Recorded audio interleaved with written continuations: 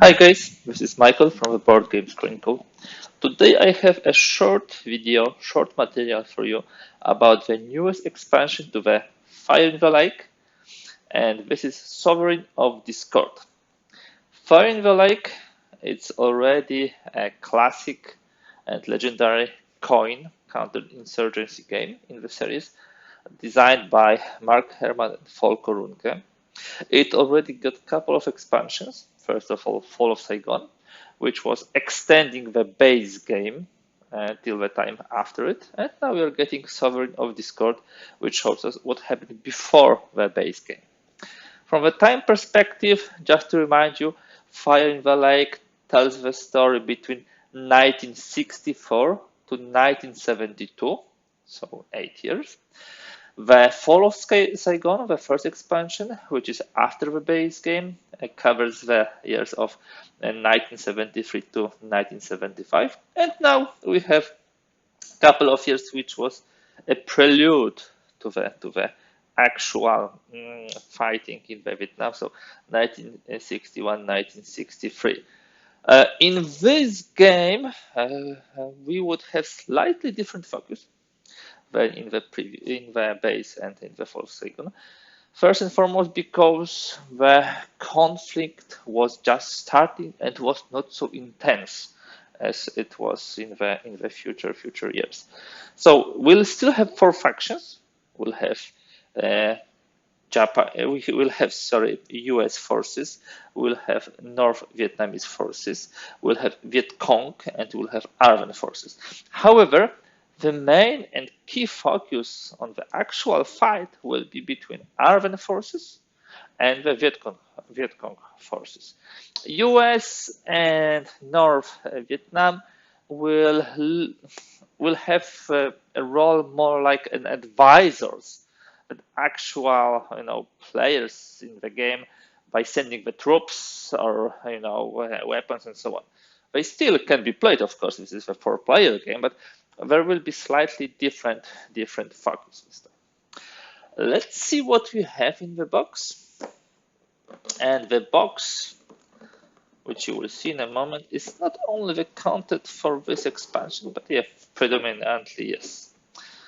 Okay, what do we have? First of all, we have initiative track. We have regime stability track. Okay, so the regime before the actual war eruption of the Vietnam War was, of course, an authoritarian regime in the South Vietnam. You can say, okay, they have some resemblance of democracy, but it was purely a regime supported by the US in order to contain the communists. And of course, there was a problem with stability of this regime. This initiative track, I believe, is created in order to play the two-player variant of this game, because you can play this game, this expansion, as a two-player game, a short scenario which shows you the struggle of ARVN and Viet Cong forces, of course, with North Vietnam and US playing some additional role there, but not an active one. I like it, but you can play it two-player. Okay, then we have expansion. Expansion rules are not overly long. It's like 12 pages, and you should not be surprised, because in order to play this expansion, you need the base game of Fire in the Lake and actually knowledge and the rules from the base game. In the expansion, there are, of course, changes. There are additional tokens like Hamlet, Advisors, Cadre, and some additional for the control and victory. Sequence of play has some adjustments. Two-player is completely different, of course. Operations, which tells you what to ignore when you play two-player game. Special activities, co-prons, everything which you would expect to have here. New terms index, also about the setup. You will this is the setup instructions for the new scenarios, and you have discussion about mini deck preparation based on the Sovereign of Discord. will not be going into the details for now. So what kinds of scenarios we have? First of all, we have 4-player 1961, 1963 scenario with all 4 people people playing, 4 factions playing. But you have also 1961, 1963 2-player scenario, which could be a good introduction to this game. It's really not so complex, not so long, and really introduces well the game. Then we have short prequel 1963. It's a 4-player scenario. We have also the full campaign, which covers the Sovereign of Discord and the base game. You can also have an extended campaign, which covers both expansions of Sovereign of Discord, then you have base game, and then you have Fall of Saigon. There is also interesting scenario, short social scenario called Long 1964. It actually takes a couple of months from 1963 and a couple of months from 1965, but it's also pretty quick. And there's a new short scenario for the base game 1967-1969. So it's important to note that this expansion is not only bringing its own pieces, scenarios, or some special rules, but it also enhances the base game and expands on this. And there are also variant rules, so important to know. Then we have Min-Mang, card-based non-player. So this is similar to what we are getting. We got a trunk for the base game, I believe, yeah. And this is similar to what we are getting now in many coin games. I will not be going into many days. You will see those cards, which help us to play, and also the priorities with those bots. Exactly. This is example of play. Let's not go into too many days here. Now the playbook. This is usually the thickest material in the coin games, because we'll have multiple examples of plays, we'll have some articles, events, description and explanation, and of course designer notes and developer notes. We have both designer and developer notes here. So let's have a look. So here we have example of play already using the new pieces, new game mechanics, of course. We have background articles.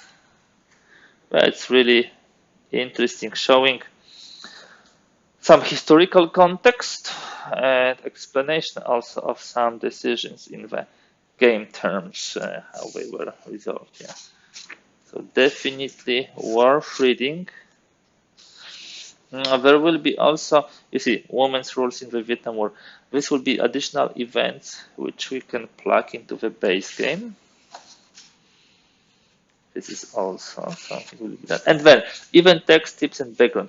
As in every coin game, in playbook you are getting a description of each and every event with some tips and background. So here you have plenty of them. Yes, a lot of them.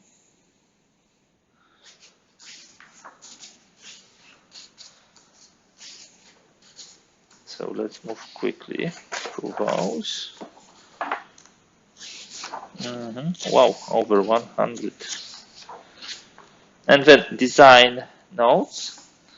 The end of a dim regime, 1961-1963.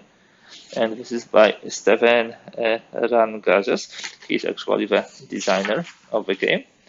He recently did a lot of work in coin area.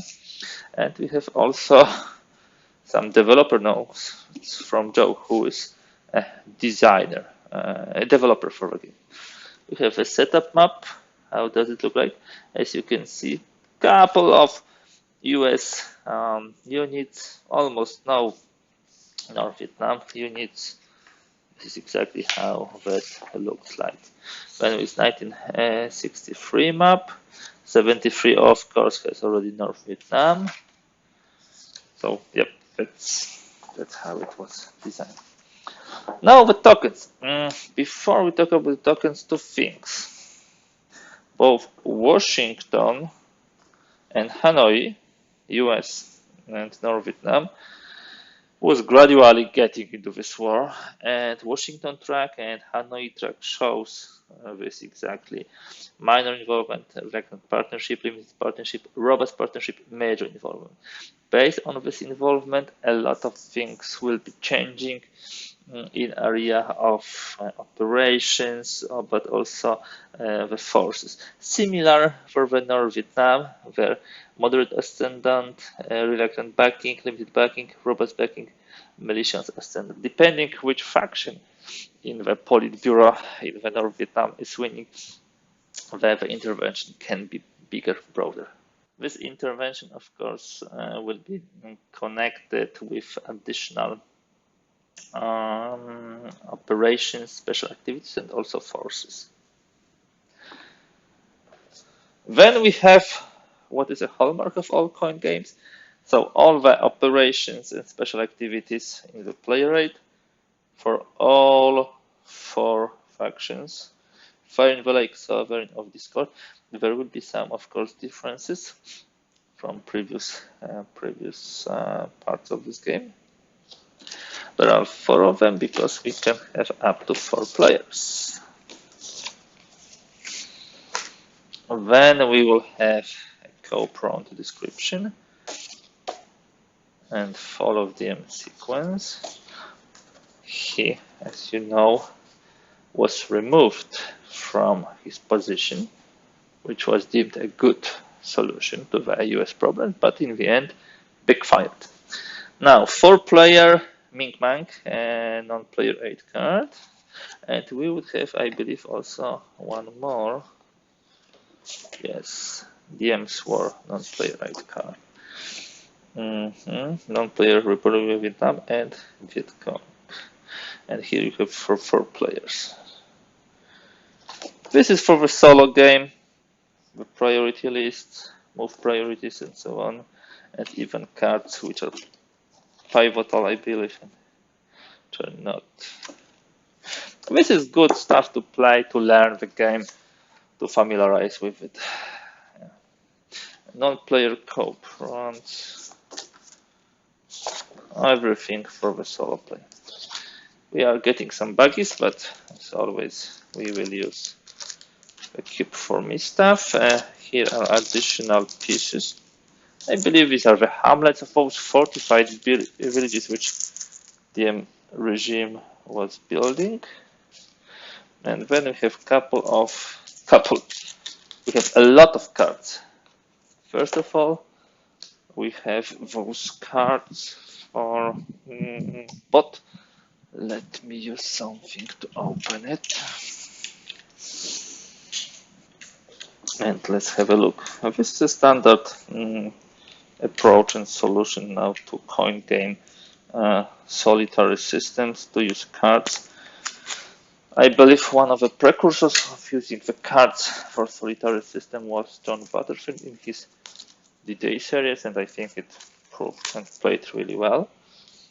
So here it is. We have various cards, also various years where they can be used.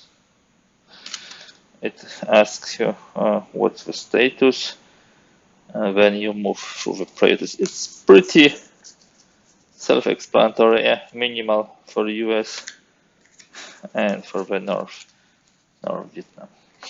Then we have hundreds of cards, literally hundreds of cards. Some of them, as I told you, are for the Fire in the Lake.